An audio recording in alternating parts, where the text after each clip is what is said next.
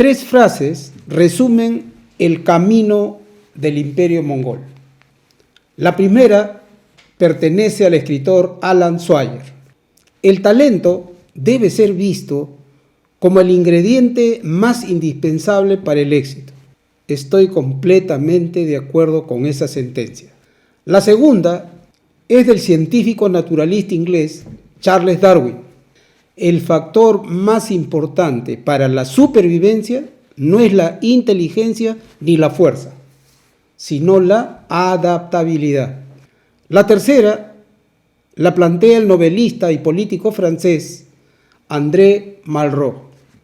El verdadero combate empieza cuando uno debe pelear con una parte de sí mismo.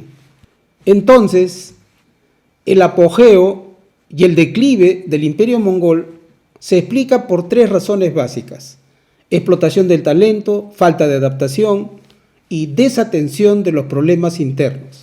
Se expandió en base a sus destrezas, pero cayó por no adaptarse y no ganarse a sí mismo. Venció en el frente externo, pero perdió en el interno. Alcanzó una superficie que fue más del doble de la que tiene la China actual, pero fue abatido por los cambios y por sus conflictos internos. Señores, en el presente video trataré la estrategia del imperio mongol que corresponde a la Edad Media.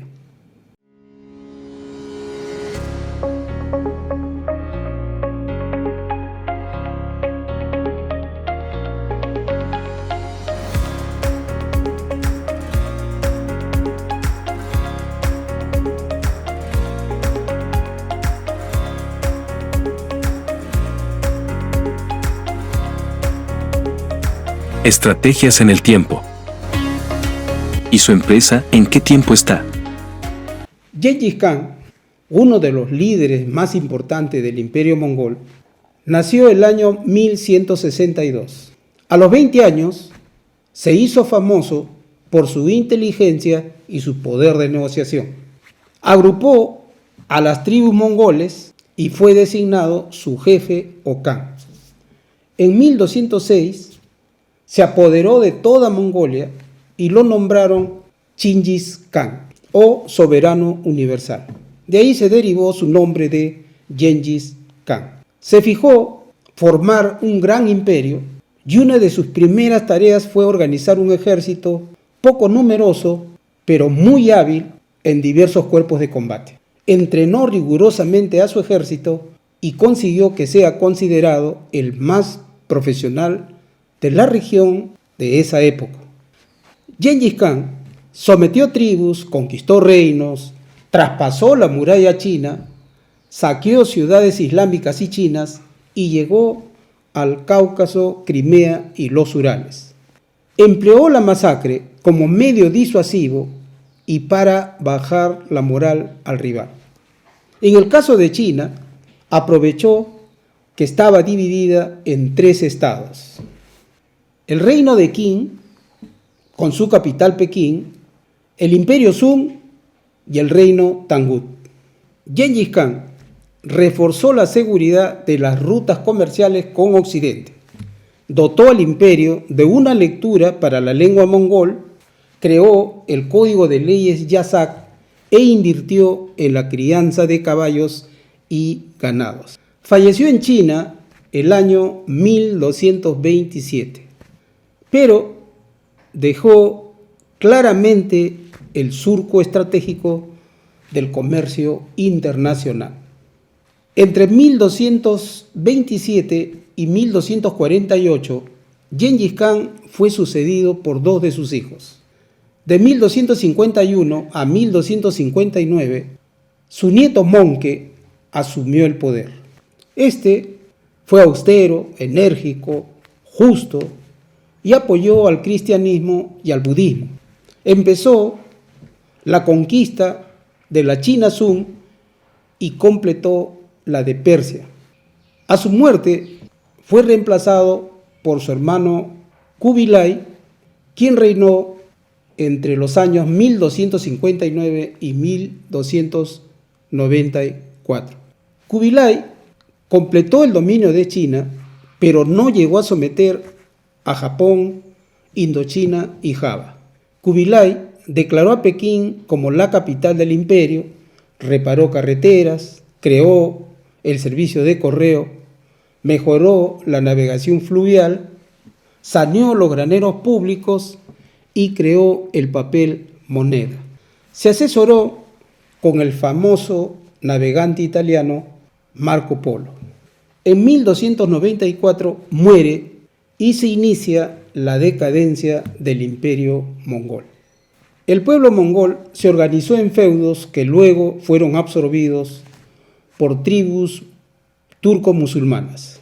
Tamerlán, jefe de uno de los feudos, de origen turco y religión musulmana, fue nombrado rey de Transoxiana. Con extrema violencia, destrozó Bagdad y conquistó Asia Central, Irán, Siberia Meridional y Rusia, pero sin llegar a Moscú. Conquistó India, pero no China. En 1405 muere y con él desaparece el imperio mongol. El imperio mongol declinó paulatinamente porque sus funcionarios eran fieles al emperador, pero no al imperio. No resolvió los conflictos internos por el poder, no se adaptó al uso de la pólvora en las armas y porque la peste negra en el año 1340 acabó con la vida de numerosos guerreros. El imperio se olvidó que la lealtad es a los principios y no a las personas. ¿Cómo explicar la estrategia del imperio mongol considerando sus 7 variables esenciales? Veamos una a una. Primera variable de la estrategia del imperio mongol. ¿Quiénes eran los clientes del imperio mongol y cuáles eran sus exigencias? Los clientes eran los habitantes del imperio. Desafortunadamente, las ambiciones de riqueza de las clases sociales dominantes se sobrepuso a las exigencias de calidad de vida de la población. Segunda variable, ¿quiénes eran los competidores del imperio mongol y cuáles eran sus fortalezas y talones de Aquiles? El imperio mongol compitió con las tribus, los clanes y las ciudades islámicas, chinas, turcas y de otros países. Las fortalezas más importantes de sus rivales fueron sus ataques sorpresa y el conocimiento del terreno por tratarse de invadidos. Sus talones de Aquiles fueron la lentitud en el desplazamiento y ataque y las escasas opciones en cuanto a cuerpos de combate. En lo económico, sus competidores tenían como fortaleza principal la especialización en la producción y comercialización de algunos productos. Como debilidades se deducen sus bajas economías de escala y su incipiente tecnología productiva. Tercera variable. ¿Qué ventajas desarrolló o creó el imperio mongol? Fue nítida la ventaja competitiva de la velocidad superior de su ejército y de su sistema de correo estatal. Por su caballería, sus ataques eran veloces y por esa razón el imperio mongol tuvo el ejército más veloz de la época. Su servicio de correo utilizó postas y caballos, fue veloz y comunicó a todo el imperio. Cuarta variable. ¿Cuál era la forma común de competir y cuál fue la estrategia del imperio mongol? En el terreno bélico, la regla de juego fue competir en base al número, a la masa, a la cantidad, pero con pocos cuerpos de combate. Gengis Khan, el famoso soberano universal, cuestionó esta regla de juego con un ejército poco numeroso, pero muy hábil y muy superior en cuerpos de combate, profesionalismo y disciplina. Los cuerpos de combate del ejército del imperio mongol estaba conformado por los arqueros a caballo, los elefantes de ataque, los lanceros a caballo y la artillería. En el campo económico, la regla de juego fue vender lo que al país demandante le faltaba.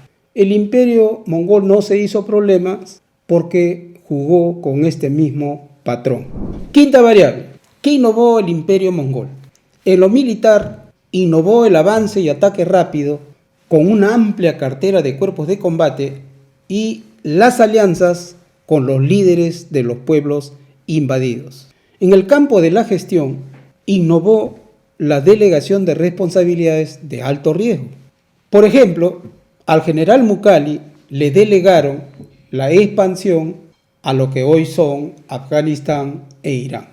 Inventaron el papel moneda, la seguridad militar y las garantías para el uso de las rutas comerciales, el sistema de correo estatal, la tolerancia religiosa y el libre comercio. Sexta variable. ¿Qué tipo de economías buscó el imperio mongol? Buscó los ahorros por escala como fruto de un sistema rápido de correo que unía todo el imperio. Obtuvo también economías de enfoque como efecto de su concentración en el comercio internacional.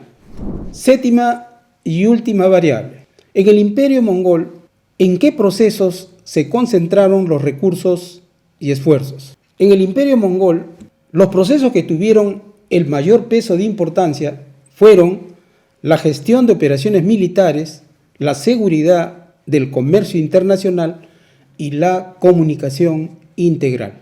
Señores, con el fin de adaptar las lecciones que acabo de exponer en el caso de la estrategia del imperio mongol al campo de sus negocios, de sus organizaciones o de su vida personal, les sugiero responder las siguientes dos preguntas. La primera es, ¿han identificado los cambios que afectarán sus sistemas internos? Segunda pregunta, ¿en qué están invirtiendo para adaptarse a esos cambios? Y cuando menciono sistemas internos, por favor entiendan que me estoy refiriendo a sistema de producción, sistema de ventas, sistemas administrativos, sistemas contables, en fin. Señores, les vuelvo a reiterar mi pedido de que sigan haciendo sus comentarios.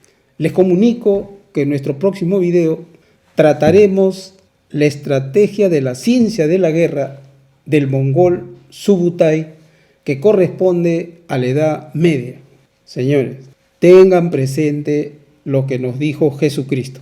Muchos son los llamados, pero pocos los elegidos. Muchas gracias. Bendiciones.